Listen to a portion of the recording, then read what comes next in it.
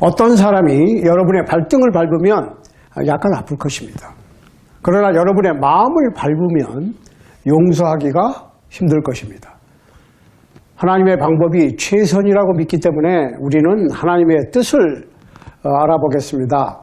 하나님께서는 완전히 선하시며 그분의 말씀을 따르는 것이 우리가 살 수 있는 최선의 삶이라 믿습니다. 주님을 따르기로 결심하는 것보다 더 큰 축복된 삶은 없을 것이기 때문입니다. 수년 전에 미국에서 유행하던 말이 있었는데 그것은 I don't get mad, I get even 이라고 하는 말이었습니다. I don't get mad, I get even. 한국말로 번역을 하면 난 화나지 않았어, 피장파장이야. 만일 어느 누가 공격성을 띠면서 피장파장이라고 외친다면 그는 화가 안 난 게 아니고 화가 나서 그렇게 말한 것일 것입니다. 그는 감정을 억제하고 있을지는 모르겠으나 여전히 화가 난 상태일 것입니다. 많은 사람들은 받은 상처를 포기하지 않고 되갚아줄 기회를 기다리면서 그 화나는 것을 참고 있는 것입니다. 그런데 하나님께서 용서하실 때는 우리를 죄의식에서 완전히 해방을 시켜주시는데 그것은 그분의 사랑과 은혜로 그렇게 하시는 것입니다. 하나님께서는 죄를 용서하심으로 우리와 화해가 가능케 하시는데 죄가 하나님과 우리 사이를 가로막는 장벽이 되는 것입니다. 우리의 하늘 아버지께서는 우리와의 관계 정상화를 기대하시는데 하늘 아버지께서는 사람들의 죄를 용서하시고 사람들을 또한 용서하시는 것입니다. 아담과 하와는 죄를 지어서 하나님과의 교제가 끊겼지만 영원하신 하나님께서는 인류를 하나님 자신과 화해할 수 있는 길을 계획하신 것입니다. 그래서 하나님께서는 예수님이 우리를 위하여 십자가 위에서 죽도록 이 땅에 보내시는 일을 주도하신 것입니다. 예수께서는 우리의 죄의 형벌을 대신 지심으로 우리에게 화해할 수 있는 길을 열어놓으셨습니다. 하나님께서는 용서하시기를 열망하시면서 우리 각 사람과 좋은 관계를 가지시기를 원하심과 동시에 우리가 하나님과 같아지는 것을 기대하시는 것입니다. 하나님께서 우리를 용서하신 같이 우리도 남을 용서하기를 원하시는 것입니다.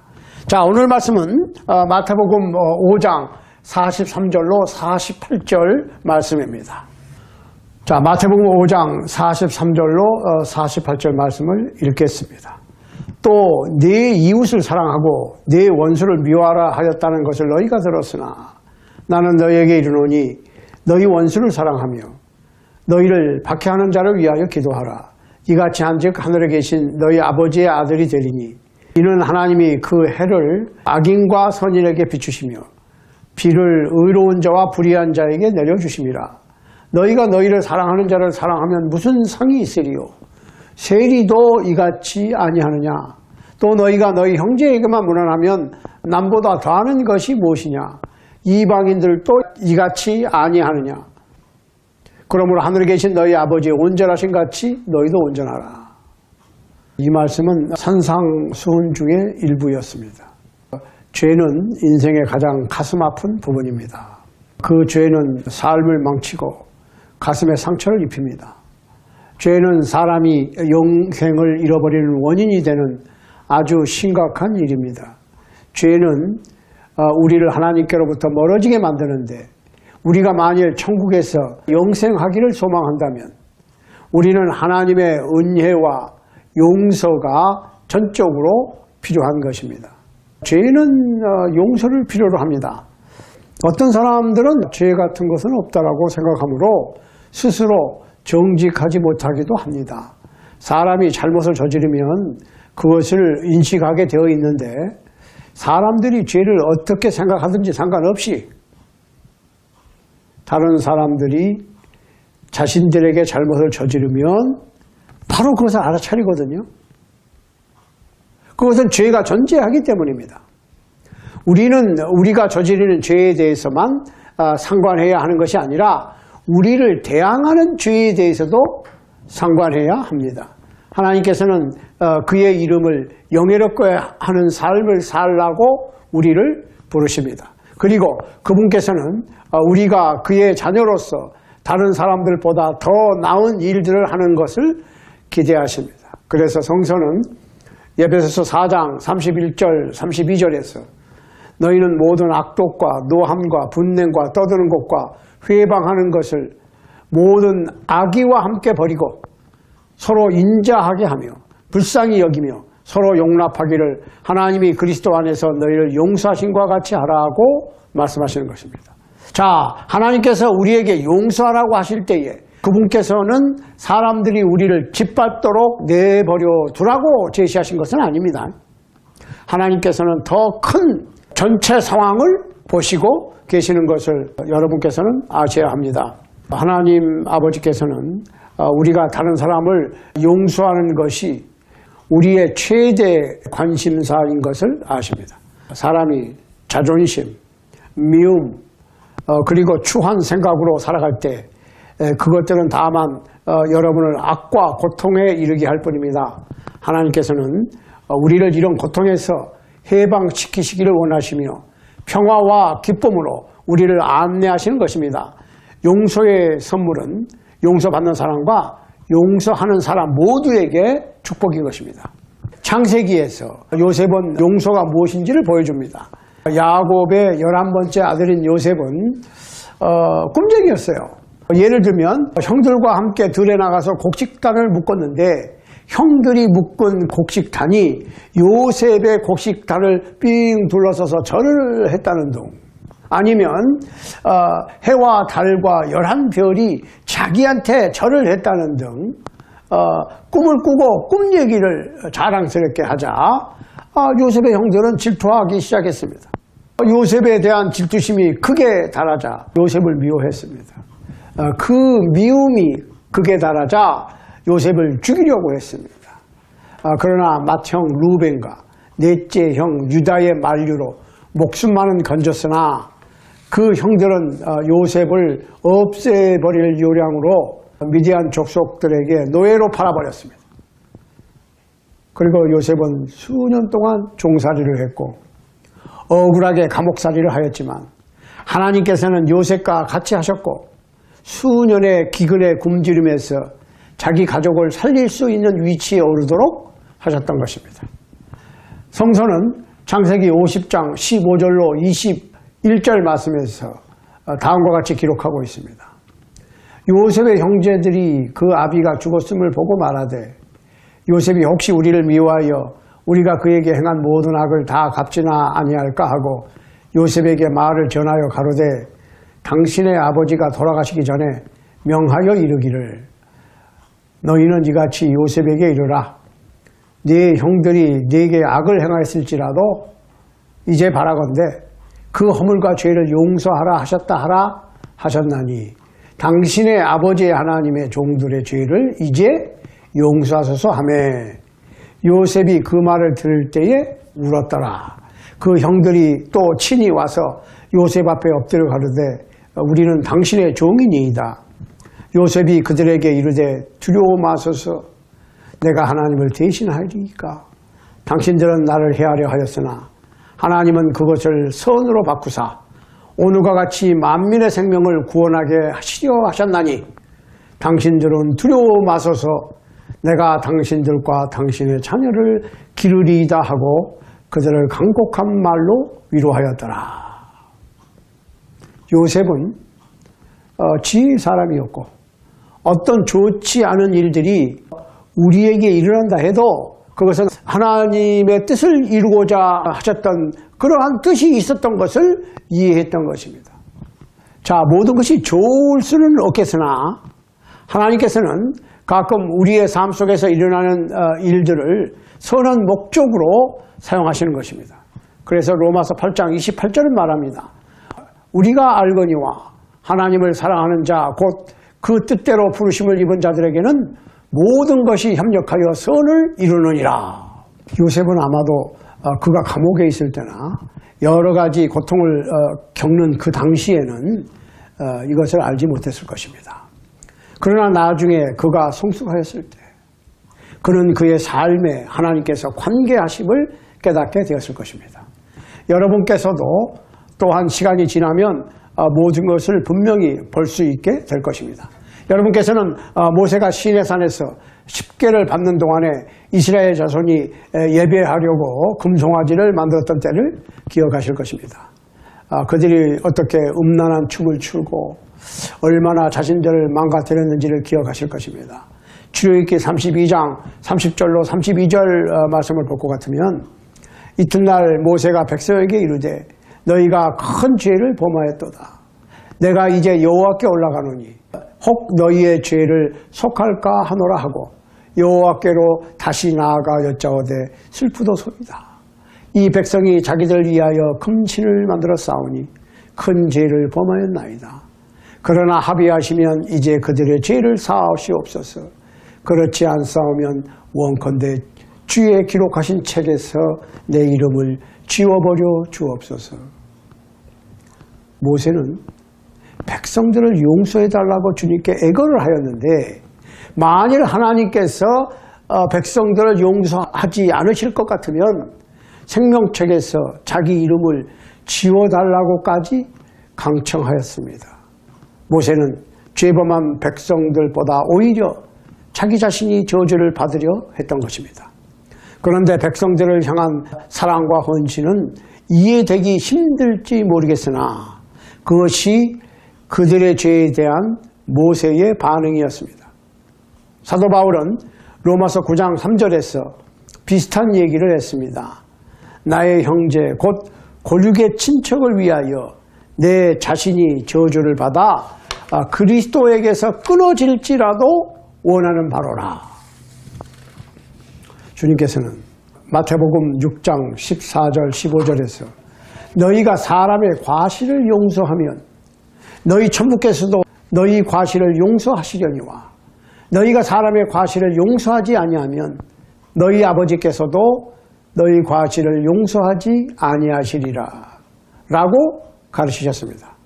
용서받기 위해서 여러분은 반드시 용서를 해야 합니다. 우리는 주님의 요구가 너무 심하다고 생각할 수도 있겠지만 주님께서는 주님 자신께서 실행하시지 않으시면서 우리에게만 하라고 요구하시지는 않으십니다. 누가복음 23장 33절과 34절을 보시면 이렇게 기록되어 있습니다.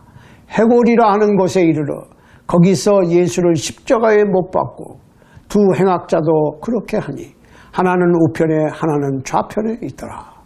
이에 예수께서 가라사대 아버지여 저희를 사하여 주옵소서. 자기의 하는 것을 알지 못함이니이다 하시더라. 만일 여러분이 하나님을 모르는 사람들에게 채찍으로 심하게 얻어맞고 조롱을 당한 후에 여러분의 두 손과 두 발을 못 박히면서 하나님 아버지께 저들을 용서해 달라고 기도할 수 있겠습니까? 그런데 예수께서는 그렇게 하셨습니다. 사도행전 7장에서 스데반도 우리에게 본을 보여줍니다. 그는 유대인들 앞에서 그리스도를 향한 자신의 신앙을 거침없이 변명하였습니다. 그리고 그의 연설이 끝나자 공회가 그에게 엄청나게 분노하였고 그들은 그를 향하여 이를 갈기 시작했습니다. 그들은 즉시 그를 성 밖으로 내치고 돌매질을 하였습니다. 그를 죽이는 사람들은 그가 아주 고통스럽게 그리고 수치스럽게 죽기를 바랬던 것입니다. 사도행전 7장 59절과 60절은 말합니다. 저희가 돌로 스데반을 치니 스데반이 부르짖어 가로되 주 예수여 내 영혼을 받으시옵소서 하고 무릎을 꿇고 크게 불러 가로되 주여 이 죄를 저들에게 돌리지 마옵소서 이 말을 하고 자니라. 스데반은 가슴의 고통을 자신이 죽이는 사람들을 향한 용서로 표출하였던 것입니다. 다른 사람을 사랑하는 것은 하나님 아버지와 관계 형성에 중차대한 일인 것입니다. 여러분께서는 마태복음 18장 21절과 22절 말씀을 기억하십니까? 그때 베드로가 나와 이르되 주여 형제가 내게 죄를 범하면 몇 번이나 용서하여 주리이까? 7번까지 하오리까? 예수께서 이르시되 네게 이르노니 7번뿐 아니라 7번을 70번까지라도 할지니라. 여기서 주님께서는 우리가 남을 용서함에 있어서는 그 횟수에 제한이 없음을 말씀하십니다.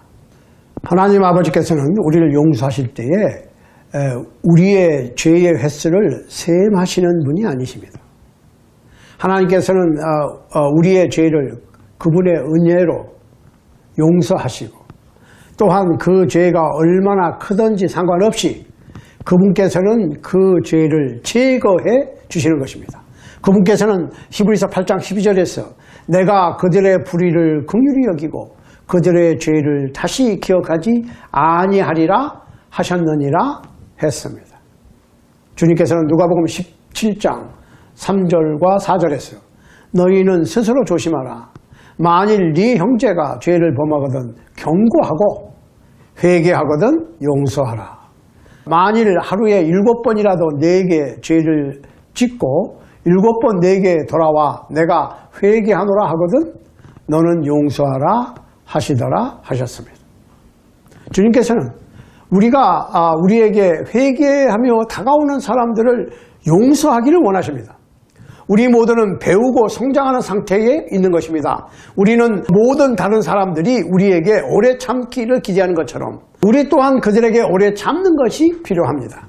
빌립보서 4장 5절은 말씀합니다. 너희 관용을 모든 사람에게 알게 하라. 주께서 가까우시니라. 사랑은 허당한 죄를 덮는 것입니다. 베드로전서 4장 8절 말씀을 참조하시기 바랍니다. 우리가 다른 사람들을 잔인하게 대할 때에 하나님께서는 경고하십니다. 우리가 용서하기를 거부하고 경노한 상태로 있을 때에 하나님께서는 보고 계신다고 하는 사실을 기억해야 할 것입니다. 우리 주님 예수 그리스도의 비유 말씀을 보십시다. 마태복음 18장 23절로 36절 말씀입니다. 이러므로 천국은 그 종들과 회개하려 하던 어떤 임금과 같으니 회개할 때에 1만 달란트 빚진 자 하나를 데려오매 갚을 것이 없는지라 주인이 명하여 그 몸과 처와 자식들과 모든 소유를 다 팔아 갚게 하라 한대 그 종이 엎드려 절하며 가로되 내게 참으소서 다 갚으리이다 하거늘 그 종의 주인이 불쌍히 여겨 놓아 보내며 그 빚을 탕감하여 주었더니 그 종이 나가서 제게 100데나리온 빚진 동관 하나를 만나 붙들어 목을 잡고 가로되 빚을 갚으라 하매 그 동관이 엎드려 간구하여 나를 참아 주소서 갚으리이다 하되 허락지 아니하고 이에 가서 저가 빚을 갚도록 옥에 가두고는 그 동관들이 그것을 보고 심히 민망하여 주인에게 가서 그 일을 다 고하니 이에 주인이 저를 불러다가 말하되 악한 종아 네가 빌기에 내가 네 빚을 전부 탕감하여 주었거늘 내가 너를 불쌍히 여김과 같이 너도 네 동관을 불쌍히 여김이 마땅치 아니하냐 하고 주인이 노하여 그 빚을 다 갚도록 저를 옥졸들에게 붙이니라. 너희가 각각 중심으로 형제를 용서하지 아니하면 내 천부께서도 너희에게 이와 같이 하시리라. 베드로는 마지막으로 말하노니 너희가 다 마음을 같이하여 체휼하며 형제를 사랑하며 불쌍히 여기며 겸손하며 악을 악으로 욕을 욕으로 갚지 말고 도리어 복을 빌라. 이를 위하여 너희가 부르심을 입었으니 이는 복을 유업으로 받게 하려 하심이라 하였습니다. 주님께서는 우리가 주님께 영광을 돌리는 사람들로 변화하기를 원하시고 다른 사람들에게 긍휼을 나타내는 자들이 되기를 기대하십니다. 주님께서는 사랑하고 인내하라고 우리를 부르시는 것입니다. 로마서 12장 18절로 21절은 말합니다. 할 수 있거든 너희로서는 모든 사람으로 더불어 평화하라.